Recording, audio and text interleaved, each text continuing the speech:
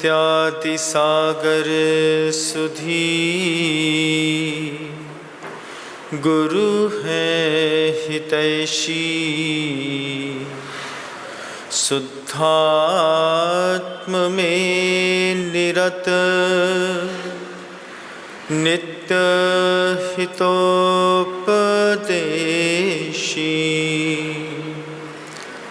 वे पाप ग्रीष्म ऋतु में जल है सयाने, पूजू उन्हें सतत केवल ज्ञान पाने, पूजू उन्हें सतत केवल ज्ञान पाने। अहिंसा परमो धर्म की परम पूज्य आचार्य भगवंत गुरुदेव श्री विद्यासागर जी महाराज की, वर्तमान आचार्य परमेष्ठी गुरुदेव श्री समय सागर जी महाराज की, समस्त मुनि संघ की, पूज्य मुनि श्री क्षण विनम्र सागर जी महाराज की, समस्त मुनि संघ की। जयपुर का एक लड़का था, आज भी है, बिजौलिया गया। बिजौलिया में अपने अजैन मित्र को साथ में लेकर के गया। उसका अजैन मित्र था, वे भी दोनों एक जैसा जैनिज़्म का सिलेबस पढ़ते थे। उसने वहाँ पे जाकर के शांतिनाथ जी, पार्श्वनाथ जी, भगवान जी के अभिषेक की बोली ले ली। अपने अजैन मित्र को भी उसने धोती दुपट्टा पहना दिया। अजैन मित्र जब धोती दुपट्टा पहन करके कलश लेकर के भगवान के अभिषेक के लिए गया, तो वहाँ के आयोजकों ने उस व्यक्ति को रोक दिया। रोक करके कहा कि आप अजैन हैं, आप हमारे भगवान का अभिषेक नहीं कर सकते। ये बात सुनकर के वो जो जैन लड़का था, उसके मन के अंदर इतना क्रोध आया। वो कहता है कि जितना मैं जैन धर्म को जानता हूँ, उतना ये अजैन भी जैन धर्म को जानता है। हम 24 तीर्थंकर के नाम जानते हैं, वो भी 24 तीर्थंकर के नाम जानता है। हम रात्रि भोजन नहीं करते हैं, तो वो भी रात्रि भोजन नहीं करता है। जैसी हमारे घर की भोजन आहार शैली है, वैसी उसकी भी है। फिर उसको भगवान का अभिषेक करने से रोकने वाले समाज के लोग कौन होते हैं?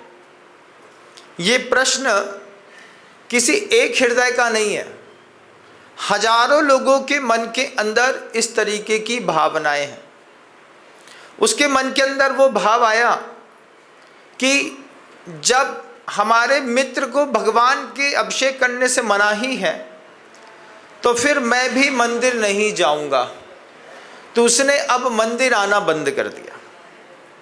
मंदिर आना बंद कर दिया, अभिषेक करना बंद कर दिया। अच्छा स्मार्ट दिखता है, मुस्कुरा कर के वीडियो बनाता है। बोले कोई मेरी बात का जवाब दे। उसकी माँ हमारे पास आई, हमसे कहती है महाराज इस बात का जवाब। हमने कहा निश्चित इस बात का जवाब है। जैन शासन में अहिंसा की जो मर्यादाएं, परिभाषाएं हम लोगों को सिखाई गई हैं, जीवन में कभी कोई धर्म का व्यक्ति उसको पकड़ नहीं सकता। वो जो बच्चा लेकर के अपने अजैन मित्र को गया, वहाँ तक और उसके जैसी विचारधारा वाले अन्य जितने भी लोग हैं, उन सब तक ये बात पहुँच रही होगी। उसी अजैन मित्र से पूछना होगा, उस जैन मित्र को, कि यज्ञांश क्या होता है। जितने भी जैन समाज के अलावा और भी अजैन हैं, लेकिन जैनियों के बीच में कोलप होकर के रहते हैं। मान लीजिए आपके घर के बगल से मिश्रा जी हैं, एक तरफ त्रिवेदी जी हैं, एक तरफ तिवारी जी हैं, एक तरफ चतुर्वेदी हैं, एक तरफ पाड़े हैं, है ना। ऐसे मान लीजिए एक परिवार है, एक सोसाइटी है, उस सोसाइटी में तिवारी जी भी रहते हैं, मिश्रा जी भी रहते हैं, चतुर्वेदी भी रहते हैं, पाड़े साहब भी रहते हैं, और भी कोई एक पाठी, दो पाठी, त्रिपाठी रहते हैं। ये सब जैन धर्म में जन्म लिए तो नहीं है। फिर हमारी और ऐसी धारणा बनती है कि जितने शुद्ध अपन हैं इतने ही शुद्ध वो भी हैं। उनकी अपेक्षा से वो सही है, आपकी अपेक्षा से आपके विचार सही हैं। लेकिन एक चीज़ हमको देखनी है कि जितने भी सनातनी परंपरा में धार्मिक आयोजन होते हैं, इसमें एक शब्द आता है यज्ञांश। यज्ञांश मतलब क्या होता है? जैसे जैनों के यहाँ, हमारे यहाँ की दर्शन शुद्धि में दर्शन के लेकर के भगवान के उस विशेष प्रतिभाव को लेकर के जो विचारधाराएं हैं वो वैदिक और सनातनी परंपराओं में नहीं है। वैदिक और सनातनी परंपराएं देव पूजा और देव आराधना से मुक्ति नहीं मानता, वो याज्ञिक अनुष्ठान से मुक्ति की कल्पना करते हैं। उनके सनातनी परंपराओं में ये बात सिखाई जाती है कि आप यज्ञ करेंगे, यज्ञ करने से देवता प्रसन्न होंगे और उससे आपको वैकुंठ की प्राप्ति होगी। तो उनके यहाँ यज्ञ के माध्यम से इष्ट की प्राप्ति का विधान है। और वो जो यज्ञ के माध्यम से इष्ट की प्राप्ति का विधान है, उसमें एक यजमान होता है, एक पुरोहित होता है। यजमान मतलब आप जैसे कोई श्रावक हो गए जिन्होंने वो पूरा आयोजन किया। एक पुरोहित होता है, पुरोहित शब्द बहुत सुंदर है, जो पुरः हितः प्राप्नोति इष्णुवंती, जो अपने यजमान का हित चाहता है वह पुरोहित कहलाता है, जिसको पंडित कहते हैं। वो वहाँ पर वेदी पर बैठते हैं, वे ही मांत्रिक अनुष्ठान करते हैं, वे समिधा लेकर के आते हैं, वे ही सब चीज़ों में मंत्र इत्यादिकों का प्रयोग करते हैं। और जब वे मंत्र इत्यादिकों का प्रयोग करते हैं तो अंत में उस याज्ञिक अनुष्ठान को करने वाले जो महानुभाव होते हैं, उस यज्ञ की वेदी पर नियम से बलि चढ़ाई जाती है। कोई भी जैनेतर बंधु जो मेरी इस बात को सुन रहे हो, वे इस बात को गौर से समझिएगा। यज्ञ की वेदी पर नियम से बलि चढ़ाई जाती है, चाहे मुर्गी का चूजा हो, चाहे बकरी हो, चाहे बकरा हो, भैंस हो, भेड़ हो, किसी का भी मांस है। जब तक उस यज्ञशाला की वेदी पर उस तरीके से मांस को नहीं चढ़ाया जाएगा, और चढ़ाने के बाद उसको पहले आहूत कर दिया, स्वाहा कर दिया। स्वाहा का मतलब ये मेरा द्रव्य था, मैं इसको यज्ञ की समिधा में अर्पित करता हूँ। अर्पित कर दिया। अर्पित करने के बाद वही जो यज्ञांश में जो मांस का टुकड़ा है, उसको जब तक पुरोहित और यजमान दोनों खा न लें, तब तक यज्ञ की पूर्णाहुति नहीं होती। तो वही जो यज्ञ की वेदी पर बलि चढ़ाई गई है, उसको किसी भी पदार्थ इत्यादिकों में मिला करके और यजमान को खिला दिया जाता है, पुरोहित भी खाता है। इसका महाराज कहाँ पर कैसा, तो आप देखिएगा, अपने आप को 100% कट्टर हिंदू कहलाने वाला देश एक ही है पूरे विश्व में। कौन सा? नेपाल। नेपाल में पूरे हिंदू मिलकर के जिस तरीके से मांस भक्षण करते हैं, वह मांस भक्षण विचारणीय है। क्या हिंदू मांसाहारी है? क्या हिंदू मांस को खा सकता है? यह एक प्रश्न उठता है। दादा गुरु ज्ञान सागर जी महाराज जी कहते थे, हिंसायाम द्रुतास दूरा ते हिंदू संज्ञा कथ्यते। महाभारत में भी यह बात लिखी हुई है कि जो हिंसा से बहुत दूर रहता है, दो शब्दों से मिला करके हिंदू शब्द बना। जो हिंसा से दूर रहता है उसको हिंदू कहते हैं। तो जो लोग गाय का मांस खाते हैं, यज्ञांश की वेदी पर उस तरीके का मांस चढ़ा करके फिर खा करके अपने आप को हिंदू कहते हैं, ये वास्तविक हिंदू नहीं है। वास्तविक हिंदू वो है जो हिंसायाम धृतास दूराते हिंदू संज्ञा, हिंसा से बहुत दूर खड़ा है। वह हिंदू कभी भी किसी भी जीव का मांस नहीं खा सकता। अगर कहीं पर यह लिखा है कि यज्ञ की वेदी की अपेक्षा से हिंसा नहीं है, तो यह फिर उनके ही आगम ग्रंथों में एक दोष आता है जिसको कहते हैं पुनरुक्ति दोष। एक जगह आपने कह दिया अहिंसा परमो धर्मा, दूसरी तरफ कह दिया हिंसा धर्म तथैव च, हिंसा भी धर्म है और अहिंसा भी धर्म है। ऐसी जिन मत की धारणाएं हैं, वे किसी भी मत के हों, जो याज्ञिक कर्म करते हैं और अपने आप को हिंदू कहते हैं, तो हिंदू की संज्ञा का अर्थ ही है, आप किसी भी संस्कृत पाठ में, पाठावली में, वामन शिवराम आपटे के कोश में उठा करके इस बात को देखिएगा, हिंसायाम धृतास दूराते हिंदू संज्ञा कथ्यते, जो हिंसा से कोसों दूर खड़ा हो जाता है उसको हिंदू कहते हैं। अगर यही हिंदू की परिभाषा है तो आप बताइए कि सच्चा हिंदू कौन है?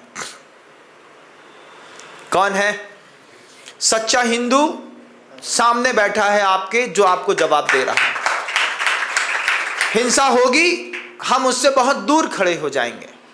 फिर वो जो याज्ञिक कर्म करने वाले लोग हैं, जो यज्ञ के माध्यम से भगवान को प्राप्त करने के लिए पुरुषार्थ करते हैं, उनके आगम में, उनके मतों में उस बात को बताया गया, वे जो अजैन हैं, वे जो हिंदू भी नहीं है, वे अपने आप को हिंदू मानते हैं कि हम हिंदू हैं, लेकिन हिंदू शब्द की परिभाषा उनको भी नहीं आती है।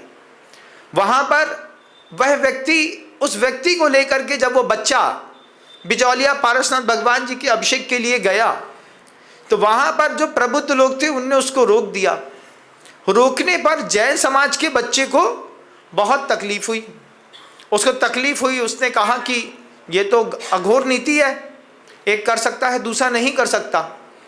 उसके पीछे का एक बड़ा कारण ये है, कोई भी मांसाहारी व्यक्ति जिसकी परंपराओं में, जिसकी कुल परंपराओं में मांस भक्षण है, वह अगर मंदिर जी के अभिषेक के पात्र को हाथ भी लगा देता है तो फिर उस अभिषेक के पात्र से कभी प्रभु का अभिषेक नहीं हो सकता।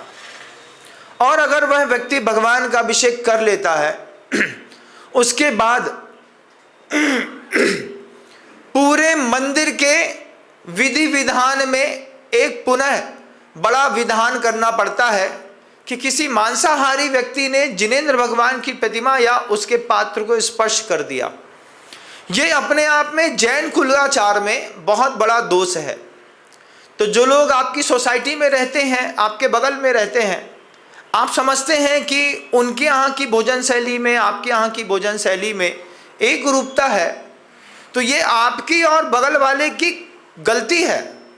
आपको इस बात को समझना है कि जो व्यक्ति अहिंसक नहीं है, वह व्यक्ति हमारा मित्र नहीं हो सकता। धार्मिक क्रियानुष्ठानों में जब तक हमारा और सामने वाले का आचार और विचार एक नहीं है, आप उसी अजैन मित्र से पूछिए भगवान के बारे में आप क्या जानते हैं, भगवान किसको कहते हैं? भगवान वही हैं जो बढ़िया अच्छे से रहते हैं, और देवता हैं जो वेदी में बैठे हैं। वेदी में बैठा हुआ क्या हर पाषाण की प्रतिमा भगवान है, ऐसा मानते हैं? सभी लोग मानते हैं ऐसा? बताइए। जो अजैन है, क्या वो जैन मंदिरों में बैठे हुए भगवान को जैन भगवान मानते हैं? नहीं मानते।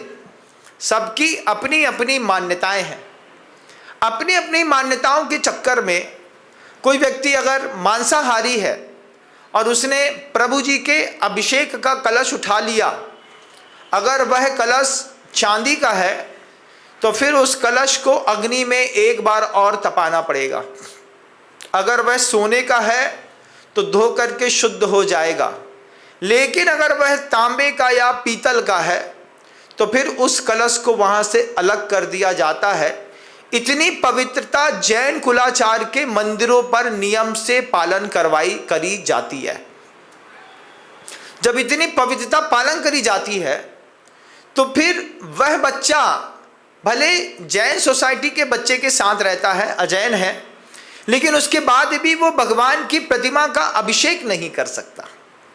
मैं सागर में था। सागर में एक आनंद स्टील कंपनी करके बहुत बड़ी फर्म है, उनका एक खास मित्र था, गुप्ता थे शायद वो। उन्होंने कहा महाराज जी हमारा खास मित्र है। हमने कुछ नहीं कहा भाई, वो धोले के धोती दुपट्टा पहना करके ले आया, उसने मन शुद्धि, वचन शुद्धि, काय शुद्धि, आहार जल शुद्ध है, नमोस्तु महाराज जी कह दिया। फिर अचानक नीटू ने हाथ रख करके कहा महाराज जी हमारा खास मित्र है। फिर हमने कहा ऐसा क्यों कह रहे हैं? तो बोले महाराज जी गुप्ता है। हमने कहा पहले हमारा आहार हो जाए, हम फिर बात करते हैं। एकदम से आप किसी को साधु के आहार दान तक, किसी भी व्यक्ति को भगवान के अभिषेक तक बिना पूरी चीज को समझे नहीं ले जा सकते। हमने उनसे कहा अपन बाद में बात करते हैं। बाद में बात करने पर 4, 5, 7 चीजें ही पूछी और उनको किसी भी बात की कोई जानकारी नहीं थी। ऐसा और भी जगह होता है। ये जो अजैन लोग होते हैं, इनके घरों के अंदर महिलाएं मासिक धर्म का पालन नहीं करती, और जो व्यक्ति बिना मासिक धर्म की पालन करी हुई महिला के हाथ की रोटी और वस्त्र इत्यादि को पहनता है, वह हमेशा अशुद्ध की श्रेणी में आता है। ये बात भी हमारे जैन कुलाचार में बहुत अच्छे से जानने और समझने लायक है। तो जब कभी भी हमारा मन में एक ठसक लग गई, ठेस लग गई, किस बात की? हमारा इतना अच्छा मित्र था, उसको कमेटी के लोगों ने अभिषेक करने नहीं दिया। अभिषेक करने नहीं दिया, लेकिन पूछा नहीं किसी से, अपनी स्वयं स्वमन्यम मन्यते शास्त्रम, अपने द्वारा खुद एक्सक्यूज अपने दिमाग को समझाए, और सबसे पहले जो शुद्ध जिनेंद्र देव थे उनसे उसने दूरी कर ली। अब क्या हुआ महाराज, 5-6 महीने से हमारा लड़का मंदिर ही नहीं आता, पूजन ही नहीं करता। पहले खूब अच्छा करता था, अभिषेक करता था, शांति धारा करता था, अब नहीं आता, क्योंकि पढ़ा लिखा और लिटरेट है, पढ़ा लिखा है, लिटरेट है, लेकिन आगम ग्रंथों को नहीं समझता। जो बच्चे जैन समाज के होकर के भी आचार, विचार, आहार और विहार, इन 4 चीज़ों को नहीं समझते, उनको इस बात को समझना होगा कि कितना भी कैसा भी कोई व्यक्ति हो, संबंध की एक परिभाषा होती है। मान लीजिए जिनकी हरी दीवारें होती हैं, उनके यहाँ का कोई व्यक्ति आपके घर के अंदर आ गया है ना, तो आप उस घर में आए हुए व्यक्ति को घर में कितना अंदर तक घुसा सकते हैं? दरवाजे तक, मेन गेट तक, बैठक तक, चौके तक कि कमरे तक? कहाँ तक? दरवाजे तक। उनके हरी दीवार वालों के यहाँ जाएंगे ना कभी आप, तो उनके घर के प्रोमाइसेस से उनकी बैठक का प्रोमाइसेस बहुत दूर होता है। आप कभी देखिएगा, उनका स्ट्रक्चर अलग है। वे आपको अपने दूर तक बैठाएंगे, घर की एक महिला का चेहरा नहीं देख सकते आप उनके यहाँ, और आप किसी को भी उठाए और घर के अंदर घुसा दिया, आइए साहब हमारे घर में बैठ जाइए, हमारी थाली में खा लीजिए, पी लीजिए, चले जाइए। जबकि किसी भी मांसाहारी व्यक्ति को घर के अंदर का प्रवेश वर्जित है। घर के अंदर अगर एक भी मांसाहारी व्यक्ति आया तो फिर घर के अंदर याज्ञिक विधान अनुष्ठान करके ओम ह्रीम जगत शांति कराय श्री शांतिनाथाय नमः सर्वोपद्रव शांतिम कुरु कुरु स्वाहा, इस मंत्र की 108 आहुतियां देकर के घर का शुद्धिकरण करना पड़ता है। ये आप कोई परंपरा भूल गए हैं, ये आपकी गलती है। लेकिन क्या होता है, महिला के हाथ में घर दिया जाता है और महिला घर को मंदिर के जैसा बना करके रखती है। जितनी मंदिर की पवित्रता है, इतनी ही मेरे घर की पवित्रता है। पुरुष बाहर से घर के अंदर आता है, महिला अपने सगे पुरुष तक को चौके के अंदर घुसने नहीं देती। वो ये कहती है मेरा चौका है, आपको जो चाहिए है आप बता दीजिए। तो मेरे चौके के बाहर डाइनिंग टेबल रखी है, उस पर आप बैठ जाइए, हमको पराठे दे दो, हम आपको पराठे ला के देंगे, आप पराठे में हाथ नहीं लगाएंगे। क्यों? 7 जात के आदमी को छू करके आए हो। रोड में कौन सा आदमी कैसा था कुछ पता नहीं।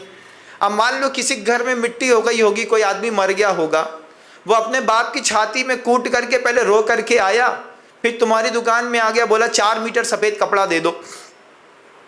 आपने उसको 4 मीटर सफ़ेद कपड़ा दिया, उसने आपको पैसा दिया, रोने लगे तो आपने प्यार से उसको गले लगा लिया।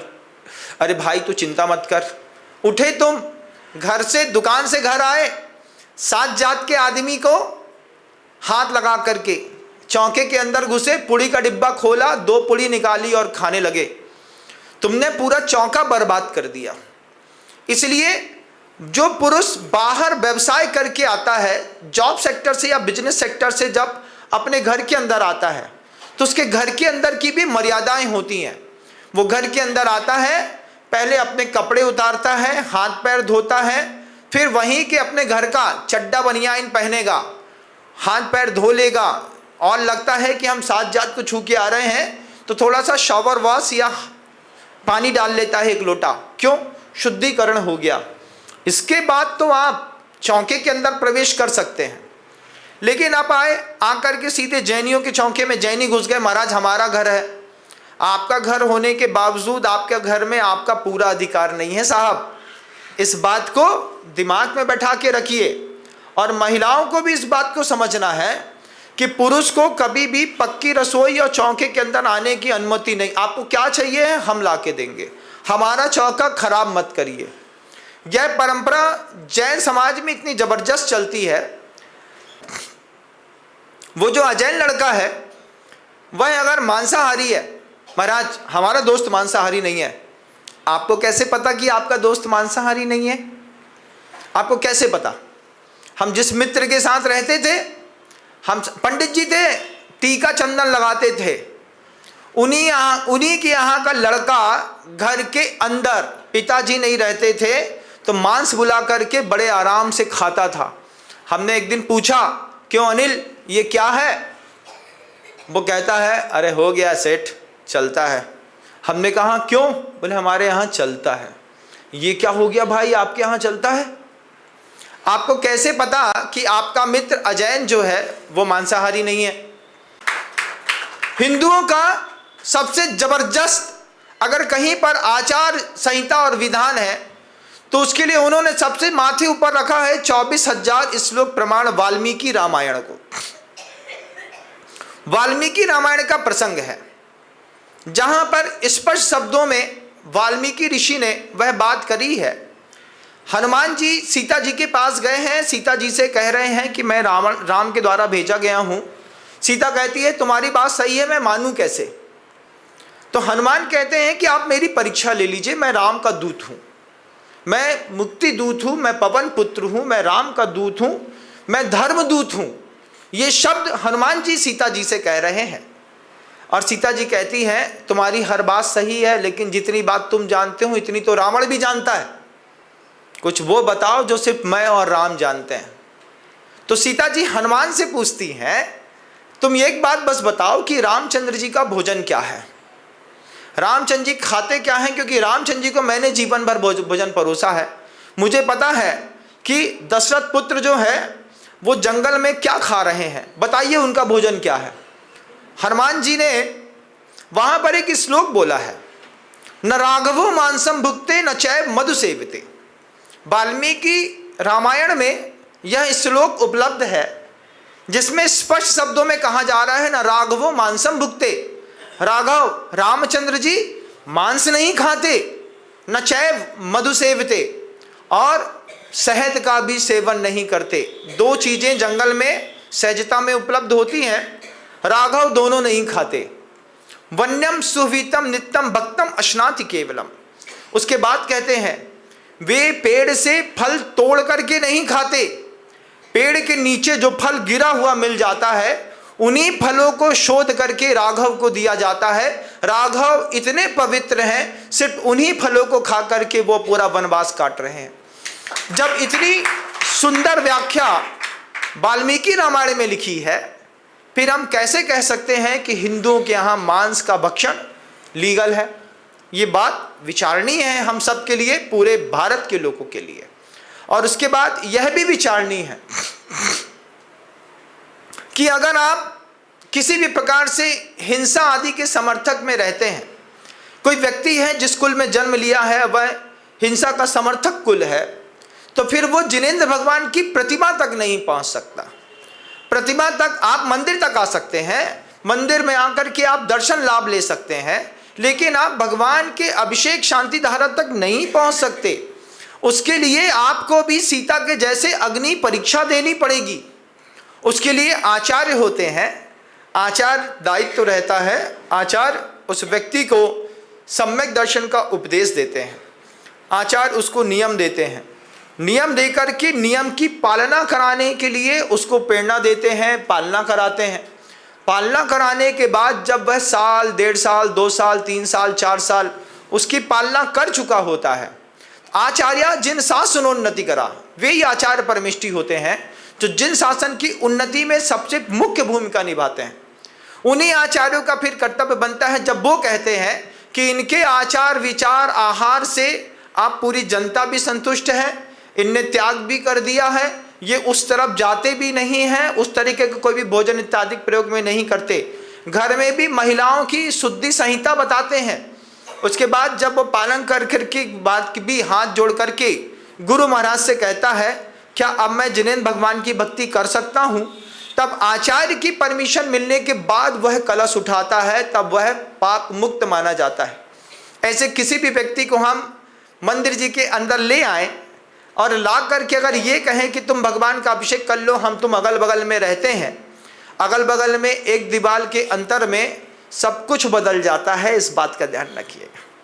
हमारे यहाँ जिसकी आचार संहिता आचरण पद्धति, विचार संहिता विचार पद्धति और आहार संहिता आहार पद्धति पवित्र नहीं है, वह व्यक्ति कितना भी खास क्यों ना हो, वह जिनेंद्र भगवान की वेदी तक नहीं चढ़ सकता। बंधु, ये बात उन सभी यंगस्टर्स बच्चों को समझनी पड़ेगी कि अपने नाम के बगल में अगर आपको लग रहा है कि अजैन व्यक्ति ने कोई भी नाम लगाया है और वह अपने आप को उतना ही सात्विक समझता है जितना सात्विक जैन है, तो इसमें अभी बहुत कुछ सोचने और विचार करने के लिए गैप दिखाई देता है। जैसे आहार देने की बात में भी पहले भी कह चुका हूं कि गुरु की आज्ञा और गुरु के अनुशासन में उसको 2-4 साल सरवाइव करना पड़ता है, उसके बाद वो परमिट अलाउ होती है। अलाउ करने की परमिशन आचार्यों की है, सामान्य मुनियों की नहीं है। हमारे यहाँ हमको पता चल जाए कि जैन समाज का व्यक्ति ही शराब पीता है, हम उससे आहार नहीं लेते। पता चल जाए कि ये घर का व्यक्ति होकर के मांस खाने लगा है, उसके परिवार में जाना पसंद नहीं करते। हमारी खुद की बहुत बड़ी शुद्धता है, उस शुद्धता उस विचार शैली में जितना कुछ जैन मुनि समझता है इतना एक जैन श्रावक नहीं समझता। आहार संहिता एक नहीं है, आचार संहिता एक नहीं है, विचार संहिता एक नहीं है, दर्शन शुद्धि हमारी उनकी एक नहीं है। हम एक नहीं हैं, हम एक जैसे दिख मात्र रहे हैं, हम सिर्फ दिख रहे हैं, हम जैन नहीं हैं। अगर हम जैन नहीं हैं तो फिर हमको हमारी मर्यादा के अनुकूल ही प्रभु के सामने जाकर के भक्ति करनी होगी। अजैनों के लिए ही हमारे जैन कुल में, जैन धर्म में बाहर मान स्तंभ बनवाते हैं। कोई भी मिथ्या दृष्टि जीव है, कोई भी अजैन है, वो भगवान की भक्ति करना चाहता है, वो प्रभु को अपना अर्घ्य समर्पित करना चाहता है, सेवा करना चाहता है, तो उसके लिए मंदिर के बाहर एक मान स्तंभ होता है। मान स्तंभ में वही अजैन व्यक्ति, जैसे गौतम गणधर स्वामी जब अजैन थे और प्रभु के दरबार पे आए तो सबसे पहले जिनबिंब कहाँ पर दिखा? मान स्तंभ में। तो उस मान स्तंभ के जिनबिंब का दर्शन करके वह व्यक्ति अपने सम्यक को प्राप्त करता है, नमोस्तु करता है, नमस्कार करता है, वहीं बाहर खड़ा होकर के परिक्रमा लगाता है, वहीं बैठ करके जब ध्यान इत्यादि करता है। उसी के लिए हमारे जैन शासन की व्यवस्था है, मान स्तंभ बना दिया भैया। कोई भी अजैन व्यक्ति है, गाय बैल भैंस है, कोई भी मत का व्यक्ति है, वो प्रभु के ऊपर, जिनेंद्र भगवान के ऊपर आस्था रखता है अगर, तो इस मान स्तंभ की वंदना कर ले।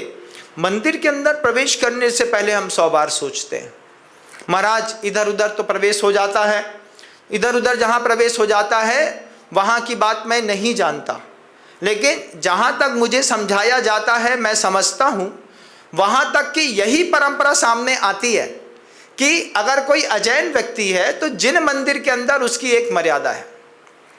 चारित्र चक्रवर्ती शांति सागर जी महाराज चार्य चक्रवर्ती पुस्तक पे पढ़िएगा।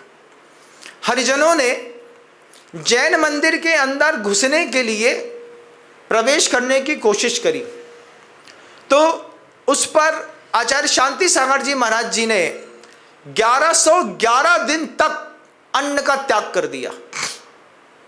हरिजन जैन मंदिर में नहीं घुसेगा। क्यों नहीं घुसेगा? बोले नहीं, वे हमारे घर के अंदर, हमारी माँ बहनें, बेटियां, बहुएं मंदिर के अंदर स्वतंत्र होकर के ध्यान करती हैं, बैठी रहती हैं। हमारे मंदिरों के अंदर विशेष प्रकार के वैभव इत्यादि भी रहते हैं, और उनकी विचारधारा है नहीं। उनको सिर्फ घुसना था कि हम हर मंदिर में घुस सकते हैं। अभी कर्नाटक में आपने सुना था ना, एक मंदिर ऐसा है जहां पर महिला का प्रवेश नहीं है। क्यों? वहां पर भी आचार विचार की शुद्धता इतनी पवित्र थी कि अशुद्धि के साथ कोई भी जीव प्रवेश ना करे। उनकी भी विचार संहिता है इस मामले की। कोर्ट में इस बात का केस गया और पुरानी परंपराओं में कुठाराघात करने की कोशिश करी गई। ये बात जैन समाज के साथ भी हुई थी। हरिजन जैन मंदिर के अंदर घुसना चाहते थे। शांति सागर जी महाराज जी ने 1111 दिन या इससे ज़्यादा दिन तक, 1111 दिन समझते हैं, 3 साल निकल गया। 3 साल तक दादा गुरु ये शांति सागर जी महाराज जी ने अन्न ग्रहण नहीं किया। कोर्ट में केस चलता रहा। उस केस में एंड टाइम में जज की मति बदल गई। साधना का परिणाम देखिए। जज सामने वाले वकील और सामने वाली पार्टी से पूछता है, आप जैन मंदिर जाना चाहते हैं? हाँ, हम जैन मंदिर जाना चाहते हैं। क्या आप जैन भगवान को मानते हैं? नहीं, हम जैन भगवान को नहीं मानते। जब आप जैन भगवान को नहीं मानते तो आपको जैन मंदिर में जाने का कोई अधिकार नहीं है। इतना कहकर के केस खारिज कर दिया और उस चीज की जीत हुई। नहीं तो आज पूरी कौम जैन मंदिरों में घुस रही होती। हमारा जैन मंदिर सार्वजनिक नहीं है। हमारे जैन मंदिर के बाहर मान स्तंभ सार्वजनिक है। आप सार्वजनिक रूप से मान स्तंभ की आराधना करिए। अपने किसी भी मित्र को मान स्तंभ के पास बैठा करके ध्यान सिखाइए, गाइडेड मेडिटेशन दीजिए, ओम का उच्चारण कराइए, नाद कराइए, ब्रह्मनाद कराइए। छूट है आपको, लेकिन भगवान की वेदी तक चढ़ाने से पहले हमको देखना है कि वो खाता क्या है, उसके विचार में क्या है, उसके आचार में क्या है। इसकी चिंता किए बिना अगर हमने ये सोचा कि हम भी साफ सुथरे गोरे और लिटरेट हैं, हम दोनों एक ही स्कूल में पढ़ते हैं, एक ही गाड़ी चलाते हैं, एक ही कॉलोनी में रहते हैं, इसलिए हम सब एक हैं, तो सब एक नहीं हो सकते। सब में अलग अलग वस्तु का परिणाम होता है। जाति कभी नहीं जाती, इस बात को ध्यान रखना। वो जाति में अलग उसको ऑप्शन नहीं दिया। जाति कभी नहीं जाती। जाति के दोनों कहीं ना कहीं फूट करके सामने आती है। वो जाति का दोनों का एक उदाहरण है। एक ऐसे ही बिल्कुल शुद्ध व्यक्ति था, नीच शुद्ध व्यक्ति। नीच शुद्ध व्यक्ति मतलब जहां हर चीज अशुद्ध होती है, ऐसा व्यक्ति था। उसके मन के अंदर वेद पढ़ने की इच्छा पैदा हुई। वेद पढ़ने की इच्छा पैदा हुई तो जाकर के ब्राह्मण से कहता है, वेद पाठियों से मुझे वेद पढ़ा दो। उसने कहा, कौन तुम? मैं जाति जाता हूं। ब्राह्मण ने मना कर दिया, हम तुमको वेद नहीं पढ़ाएंगे। उसने मन में किसी उसके कि मुझे वेद पढ़ना है। उसने वेद पढ़ने के चक्कर में अपना पूरा नगर छोड़ दिया। नगर छोड़ करके दूसरे नगर में जाकर के झूठ बोल करके और पूरे वेदों की इच्छा को याद कर लिया। उसका पूरे देश चेहरा था, गौरव नहीं था, बलिष्ठ पोस्ट लिखा था, पूरा वेद याद कर लिया उसने। वेद की शायद श्री इंद्र स्वस्ति स्वस्ति विशोदा पूरा अच्छे से सत्संग में पाठ करने लगा और झूठ का सहारा लेकर के उसने पूरा पाठ याद किया। तीसरे नगर में जाकर के जब वह अपने वेदों की मंत्रोच्चार से धीरे-धीरे जनता को प्रभावित करके राजा के राजदरबार तक पहुंचा, तो राजदरबार देख करके दंग रह गया। अच्छा चौड़ा लाट है, गौरव नहीं है, अच्छा कुछ सही है और उसके साथ वेद पाठी है, ब्रह्म का विद्या है, सब कुछ है। तो राजा को लगा कि हम हमारी पुत्री के लिए इससे अच्छा कोई बन नहीं हो सकता।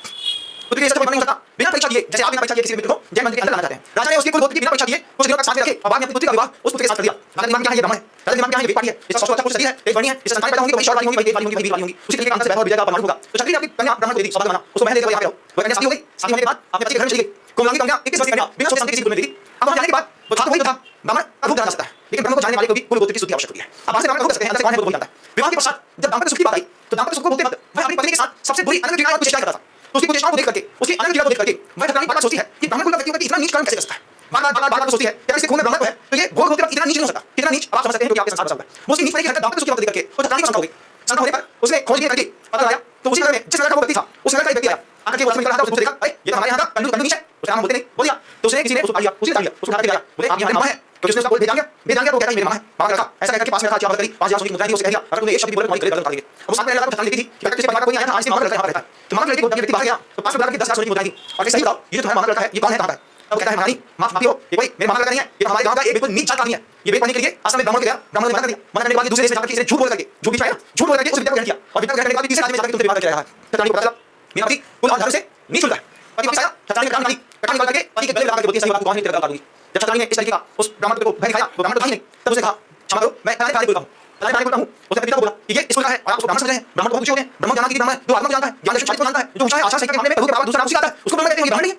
वो कहते हैं उसके पिता कहते हैं मुझे तो जाति नहीं है। तो वो पिता आपकी बुद्धि से कहता है कि तुमको इसके बारे में कैसे शंका हुई कि ये ब्राह्मण नहीं। अब तुमने विकास कहती है कि भोग की कथा के वक्त ये इतनी नीच होकर बताता है कि इससे पता चलता है कि ये ब्राह्मण नहीं होता। ब्राह्मण ने गिरी मानसिकता होता नहीं, क्षत्रिय ने गिरी मानसिकता होता नहीं, ये कुछ और ही है। जब वो शंका हुई तो शंका होने का पता चला वो चतुरानी जैसे शादी उसकी कहता है, कहती है तू यहाँ से बाहर निकल जा, दोबारा इस राज्य में और उस राज्य में नजर आया तो तेरी बुद्धि पूरी काट करेंगे। और चतुरानी कहती है कि भले मैं तुझसे विवाह हुआ है लेकिन तू जैसे नीचे हम संतान पैदा करके अपने को नहीं कर सकते। ये कहकर के उसने अपने पति को छोड़ करके और वैदिक जीवन जीना किया, लेकिन नीच होकर आपके संतान की उत्पत्ति नहीं करी। ये कहते हैं इसको कहते हैं क्षत्रिय और ब्राह्मण। ये जाति का है, ये ब्राह्मण है। और आपको लगता है कि सब एक है तो इस पे ध्यान रखिएगा। दो जाति का असर कभी नहीं आता, जाति कभी नहीं जाती। इसलिए कहीं पर भी किसी से भी व्यवहार करिए, सोच समझ कर करिए, परिवार के घर के अंदर भी मर्यादा निश्चित करिए। ध्यान रखिए इस बात को। मेडिकल अफेयर्स में सबसे ज्यादा धारा कहीं रहा है तो आपके सगे दोस्त ने भाभी को भाभी जी कहते कहते बर्बाद कर दिया। मैं देखता था के अंदर कि कोई अपने किसी भी को लेकर आए, उन्होंने किसी तरीके की दोस्त की फैमिली मेंबर से और फैमिली मेंबर ये सोच कि हमारी इनका खास दोस्त है, कुछ कहेंगे तो बुरा मान जाएगा। लेकिन खास दोस्तों से सावधान। क्यों भैया? जितने भी दुश्मन हमारी जान के हैं वे सब हमारे अपने मकान में हैं।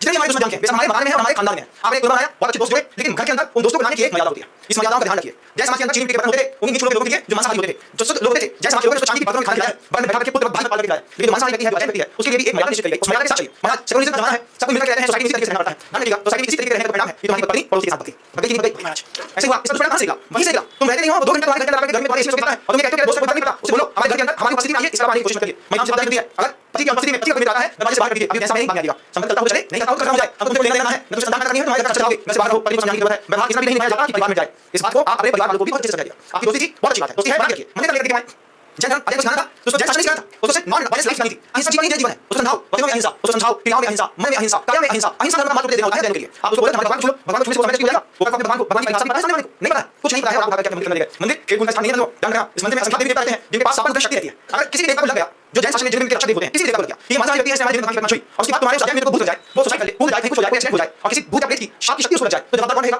आप रहेंगे। इसे मंदिरों से अजय परिवार को दूर किए, गुरुओं के संबंध में लेकर आइए, हमारे पास लेकर आइए, इस समय लेकर आइए, बैठेगा सुनेगा, अपने सारे परिणाम को निर्माण करेगा, जिससे उस अंतर में निर्माण होगा, समय को प्राप्त करेगा। महाराज जितने भी भगवान महावीर स्वामी के गणना के ब्राह्मण थे, अजय थे, हां उस वक्त की बात है।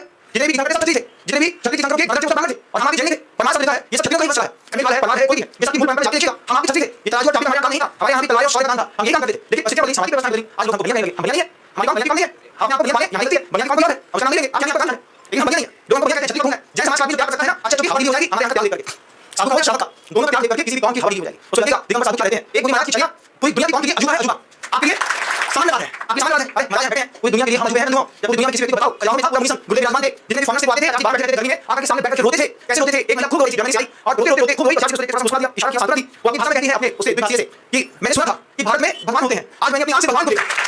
ये शब्द है जैसा साधु चले पूरी दुनिया में अजूबा है। किसी अजय मित्र को हमारे पास जैसे मुनि संगत के सोच रहा हूं, जब अपनी आंख से देखेगा कि रात के महाराज के बाद हाथ से उखाड़ते हैं, हवा ढीली हो जाएगी, तब पता चलेगा कि एक समय का भोजन होता है, तब पता चलेगा कि भरी गर्मी में जैन साधु से एक बार पानी पीता है, वो भी आत्मा को विधि बात अंदर जाए वो भी नहीं लेता। तब आपको दुनिया के लोगों को लगेगा कि अजूबे वाले साधु में ये तुम्हारे लिए नॉर्मल चीज हो गई, क्योंकि हम तो साथ में रहते हैं ना, तो हर जगह नॉर्मल लगती है। ये बिल्कुल नॉर्मल लाइफ है, नॉर्मल लाइफ। आपके सामने जीते जागते भगवान भी बैठा हो, आप उसको इंसान समझेंगे, उससे बोलेंगे चलो महाराज टाइम हो गया। बहुत सोच समझ के बात करना पड़ता है। इसलिए अजय को जब हम अपने परिसर में लाएं, जब हम अपने मंदिरों में लाएं, जब हम अपने घर में लाएं, तो उसका संविधान और मर्यादा निश्चित करें। अगर संविधान और मर्यादा निश्चित नहीं करी और अजय को अपने घर के अंदर घुसाने की कोशिश करी तो ये अजय है, कल आपकी बेटी उठा के ले जाएंगे, ध्यान रखिएगा। और आप उसको मना नहीं कर पाएंगे, आप बोलेंगे क्या हो गया? भैया वो आते थे, आते आते हमारी बहन से बोलचाल कर गई, बोलचाल करने के बाद वो हमारी बहन से शादी कर रहा है। मेरा सेकुलर जमाना है, अपनी परंपराओं को, अपने दोस्तों को, अपनी वीर की शुद्धि को बना के रखना भी इन शासकों का कर्तव्य है। जो लोग अबोध होते हैं, जो इस बात को नहीं समझते हैं, वे बालक कहलाते हैं। जो जगत अंधेरे का सवाल है, दाढ़ी मुझे करने का मतलब होगा ऐसा नहीं, अभी बच्चे हैं, सफेद दाढ़ी बांध के बाल वाले बच्चे हैं हमारे सामने। क्यों? क्योंकि हम आगे को जानते नहीं, हमारे को आप जानते हैं। तो जो जगत अंधेरे का, जो जिस बात को नहीं जानता, सामने बच्चा है, अब बच्चा हो गया, बाल करके दिमाग में वो आ गया है कि हम जल्दी गए थे, वहां पे चेक करने वाले को नहीं दिया, उसके बाद हम से बात पूजा नहीं करेंगे, नहीं करेंगे उस बच्चे तक। और ऐसे कई बच्चों तक, जहां तक ऐसे लोगों की धारणा है, उस तक इस प्रवचन का पहुंचना बहुत जरूरी है। ये प्रवचन आप तक पहुंच रहा है, इसको ध्यान से सुनिए। जैसे तक मुझे रोज सुनते हैं, वे इस बात को समझे कि हिंदू वो हिंदू नहीं है, मांस बच्ची है। हिंदू हिंसा या विकास हुआ, जो हिंसा से बहुत दूर खड़ा हुआ है, जिसको हिंसा बिल्कुल भी पसंद नहीं है। कौन सा देव है जो बताता है? कौन सा देव आता है? ये जितने भी पागल हैं, ये आज जमाने के लोगों के बनाए हुए हैं। किसी भी भगवान को जिसके पास इतनी शक्तियां हैं, तुम्हारे छूटे से मुर्गी से बड़े मारेंगे। ये जिन्होंने पागल फैलाया, इसके लिए स्वास्थ्य बुद्धि वाले लोग थे, ना कि प्रभु की कोई आज्ञा थी। प्रभु की आज्ञा तो रामायण में लिखी है और रामायण कहती है ना राघव मानसम मुक्ते चाहे मुझसे वंदन सुविक्रम विक्रम भक्तम प्रशांति केवलम। अगर आप रामायण को मानते हैं, अगर आप राम जी को अपना इशारा मानते हैं, तो फिर रामायण ही आपके परिवार की आचार संहिता होनी चाहिए। और रामायण जिसके परिवार की आचार संहिता है, वो हमारा सगा भाई है, उसके साथ संबंध बनाने में हमको खुशी होगी।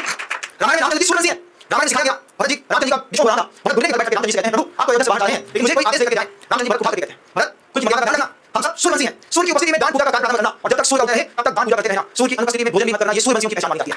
ये राम जी भरत को कहते हैं, भरत को कहते हैं हमारे जब घर के अंदर एक इस व्यक्ति के मरने पर भोजन नहीं होता, अपना तो देश सूर्य है, उस अवस्था में लगाकर उसके बाद भोजन कैसे करते हैं, ये मर्यादा रामायण में लिखी है। अगर आप रामायण को मानते हैं तो आप हमारे सगे भाई हैं, लेकिन आप सिर्फ ऊपर ऊपर से राम जी का नाम लेते हैं तो हमको अपने अंदर में भेद करना पड़ेगा, क्योंकि सूर्यवंशी सूर्यवंशी से मिलता है। अब ये चलिए तो हमारा चंद्रवंशी है भैया, कोई भी हिंदू चंद्रवंशी नहीं है, सब सूर्यवंशी है। सूर्यवंशी का मतलब है सूर्य उदय होगा, धार्मिक अनुष्ठान काम करेंगे, सूर्य अस्त के बाद किसी प्रकार का कोई धार्मिक अनुष्ठान नहीं, सूर्य अस्त के बाद किसी प्रकार की पूजा नहीं, जब सूर्य हमारे नाथ के दर्शन होंगे फिर हम भोजन का पालन करेंगे। यह परंपरा दिगंबर जैन समाज में चिदंबर बंधुओं में इतनी निर्दोष रूप से पाली गई कि आज जैन नाम लगा दिया, भोजन नहीं करते। हम आपके भोजन करते हैं, पूछ लो हम आपके भोजन नहीं करते, हम सूर्यवंशी हैं। सूर्य की उपस्थिति में हमारे यहाँ भोजन पानी की पूजन की दान की व्यवस्था की गई, जिसका पालन अनादिकाल से 100 किलो करते आए हैं और करते चले आ रहे हैं। गेहूं में गुण लगता है, गुण लगने का मतलब पूरा गेहूं खराब है ऐसा नहीं, गुण गेहूं लगते हैं, वे गुण गेहूं आप खाते भी हैं, पीते भी हैं, दुनिया में नुकसान करते हैं, ये गुण गेहूं है जय समाज का, जो शराब पीने में मिल जाएगा, जय समाज का गुण गेहूं है, जो मांस खाने में मिल जाएगा, ऐसी कौन सी कौन से गुण लगी, इस कौन में गुण लगी है, लेकिन गुण गेहूं की कोई कीमत नहीं होती, उठा करके नाली में फेंक दिए जाते हैं, चाहे वो जिंदा हो चाहे मुर्दा, गुण गेहूं का रोटी नहीं आया, मां ये गेहूं है, उठा बेटा कचरा में फेंक देना, मिट्टी में फेंक देना, दोबारा मिट्टी में जाएगा, दोबारा गेहूं बनेगा, गेहूं आएगा, देखेंगे। तो जो लोग अपने जीवन में गुण लगा दिया है, जो लोग रात्रि भोजन करते हैं, मांसाहार करते हैं, जय समाज करते हैं, शराब पीते हैं, पैसा करते हैं, जुआ खेलते हैं, परिस्थिति सेवन करते हैं, ये जय समाज के गुण है। इन गुणों से जय समाज के साफ सुथरे लोगों को कोई मतलब नहीं है, ये गुण अगर सुधर जाए तो समाज और ना सुधरे तो उठा करके कर देना है और हमको अपनी मूल परंपरा की रक्षा करनी है, जिसके लिए साधना का ये मार्ग गुरु ने हमको दिया और आप सबको भी दिया। आप सबने मुझे धैर्य के साथ आपकी उस कर्म को साथ देता हूं, सबको बयान देता हूं, बात समझ में आ रही होगी कि जैनों की मर्यादा अजैनों की मर्यादाओं में जमीन आसमान का अंतर है। अपने परिवार की शुद्धता और परिश्रम रखिएगा।